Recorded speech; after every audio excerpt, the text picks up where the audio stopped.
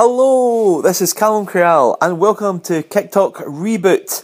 This is a midweek special with a roundup of matches from both Monday and Wednesday evening. We have Irvine Times sports reporter Stewart McConnell's match report from Irvine Vics v Hurlford on Monday, and my own report is coming along from Winton Rovers v Largs Thistle on Wednesday, and that is followed by, wait for it, reaction from Largs news editor Drew Cochrane.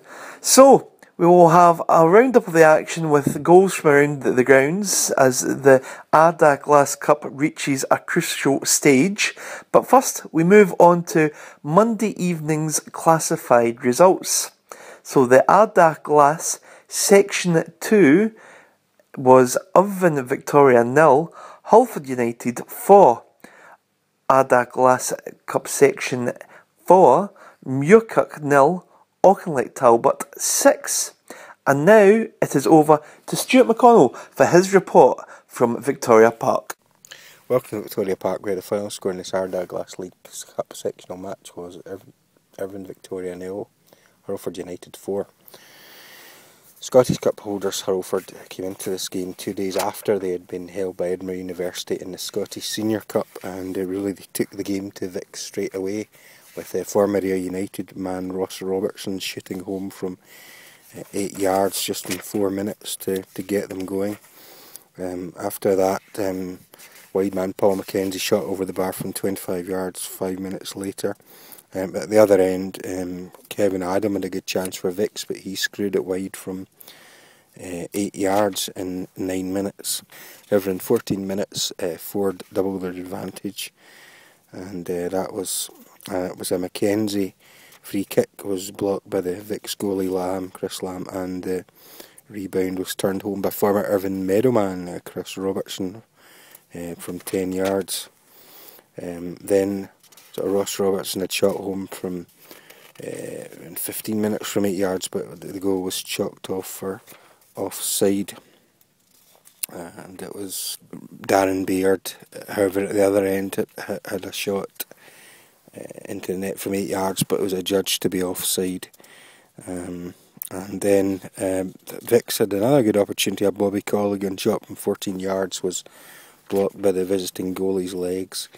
Where it was 3-0 or right on the half hour, and it was John Dempster shooting home from 8 yards after a pinpoint pass from the excellent Ross Robertson.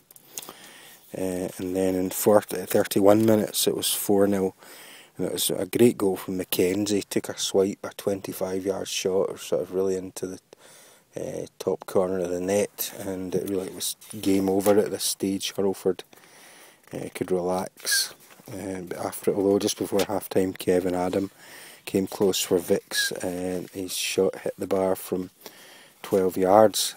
After the break, Vics certainly looked more lively. I think no doubt of talking to from co-bosses Ian McMillan and Stevie Wilson that got them into action. However, Ford continues to do well. Dempster shooting wide 53 minutes from 6 yards, and then Colligan at the other end came close for Vics. And then Kevin Adam rocket hit the crossbar as 57 minutes as the West Enders came more and more into the game. Robertson shot wide 65 minutes, and then Gary Russell shot for Vics hit the crossbar. It was unlucky in 70 minutes, but Hurlford held on and taking their points tally in the cup to 7, look almost certain to qualify. Although their scheduled cup games are off this week because the Scottish Cup replay is coming up. So from Victoria Park, where the final score in this Arda Class League Cup match was Irvine Vics 0, Hurlford United 4, this is Stewart McConnell for Kicktalk. Thank you, Stewart. And now it's on to my own report from Wednesday evening at Winton Park, Ardrossan, where it was Winton Rovers 0, Largs Thistle 1. This was a hard-fought encounter between the sides as Largs triumphed thanks to a second-half penalty kick. Chances were few and far between in a cagey opening, with Kevin Struthers adjudged offside as he slotted home Glenn Thompson's cross for the visitors on 10 minutes. And danger man Struthers then had a shot blocked on the line by Haney following a corner. But Winton's first opportunity fell in 25 minutes as Hamilton attempted to pull the trigger after the ball was neatly laid off from the left wing. But quick-thinking Nicky Jamieson managed to divert the effort, with keeper Grant Weir sprawling to his right to deny an OG and push it out for a corner. And then Willett's long-range effort was saved as Winton pushed up towards the interval. And then for Rovers, Ryan Caddis curled a free kick off the crossbar at the start of the second half. But at the other end, Largs won a spot kick as sub Sean Lawrence's shot was blocked in the line by Gilmour's hand. The Winton man was given his marching orders for a professional foul on 55 minutes as Struthers slammed home the penalty kick. 1-0 Largs. Sustained pressure then followed from Thistle with the one-man advantage, with long throws and corners raining into the box, but no avail. Craig Little tapped home from an Alan Gilbride headed knockdown at the right post for Thistle, but the referee's flag was raised, and Ewan Lindsay let rip with a 20-yard blast which stung keeper Pollock's hands, but it was a fabulous point-blank save. And then Struthers again had a chance. He burst through down the right, but his angled effort rebounded off the keeper's legs to safety. Ex-Winton man Mark Murray also went close for the visitors, who were searching for goals to boost their goal difference in their bid for qualification. However, that looks unlikely now as Beath ran up a 7-0 victory tonight against Dalry. However, for Largs, with only one goal lead to show for the efforts, Winton sensed a chance to equalise, and a big chance came in 85 minutes when Cashmore's header was blocked by a Thistle defender's hand in the box. The referee pointed to the spot, but Cashmore couldn't capitalise as Grant Weir, the keeper, stretched to his right-hand side to magnificently turn the effort away as Winton players held their head in their hands. Largs will be ruining their chances and missed a lot of opportunities in a dominant second half, while Winton were industrious in the extreme and they battled away to keep the score at 1-0, and they nearly snatched a draw when down to 10 men in the dying minutes. But let us say, keeper Weir's penalty save proved the difference. So a tale of two penalties in the end. Final score at Winton Park: Winton Rovers 0, Largs Thistle 1. Right, Drew, well, it was a 1-0 win for Largs Thistle tonight, but it was a difficult first half before Largs took charge in the second. Yeah, very competitive. You had to be impressed by Winton Rovers because Chris Strain Senior obviously has got a bit of experience and discipline in there, and they competed for everything. I did feel that Largs should have been ahead because if you looked at the number of corners, the number of long throws, Largs were begging to score. Yeah, the second half though, they kind of almost overran Winton at times. They'll be disappointed perhaps not to have added to that lead. Yeah, I mean, Winton will say, oh, you were lucky, we were down to 10 men and you only got a penalty and we missed a penalty. But in actual fact, it was wave after wave of attack. The keeper made an absolutely brilliant save from Ewan Lindsay. He also made some other good saves, and of course Craig Little had the ball in the net, and I don't think it was offside, to be honest. But you were impressed with the defending from Largs Thistle tonight at times? Well, they've got an absolute gem in Nicky Jamieson, only 18, and he was superb in the air. He won everything in the air, and he was dangerous when he came upfield.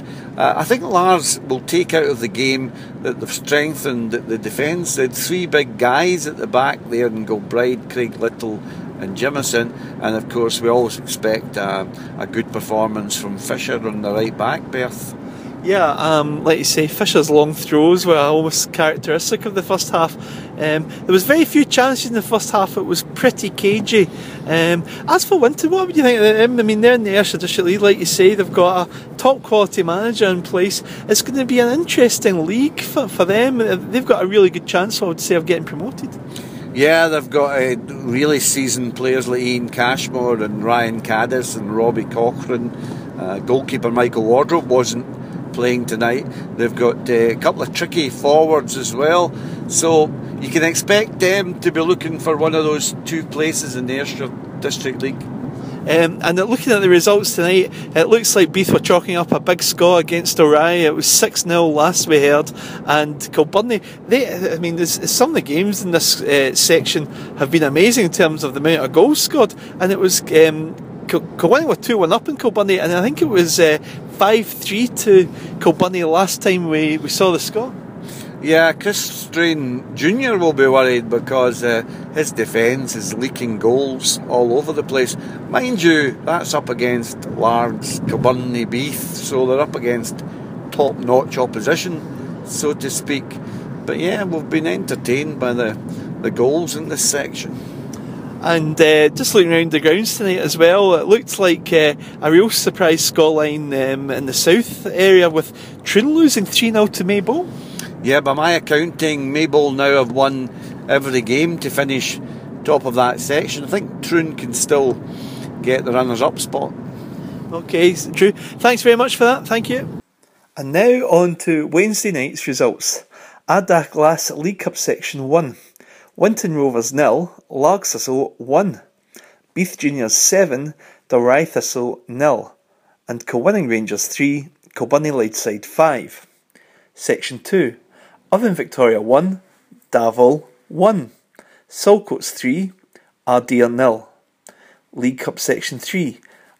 Anbank United 2, Govan 1.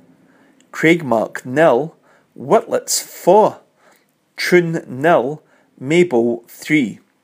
And Section 4, Glenafton 1, Auchinleck 2. Kello Rovers 3, Cumnock 4. And Muirkirk Juniors 0, Luga Boswell 4. And now for some highlights from tonight's matches. In Section 1, Kilbirnie ran out 5-3 winners over Kilwinning at Abbey Park. The goals came from Dyack, who scored twice, and Malone, Meakin and Boyd. Beath carried out a 7-0 drubbing of Dorey tonight, and their goal scorers were Darren Christie, Mackay, Doherty, McShane, McGowan and a McLean double. In Section 2, Irvine Vics were held 1-1 against Darvel, with Allen equalising for the Vics. In Section 3, Tate and Barr were the scorers for Anbank, who edged out Govan 2-1, and like you heard earlier, Maybole were surprise 3-0 winners at Govan. And on to Section 4, Wilson and McCracken were on the score sheet for Auchinleck Talbot as they defeated Glenafton 2-1, and Cumnock were in a topsy-turvy encounter with Kello. Now, the game was played at McConnell, and Cumnock were 3-0 up at half-time, but Kello pulled it back to 3 each before Cumnock grabbed a late winner. So thanks for joining us on our midweek Kicktalk special. I'm Calum Corral.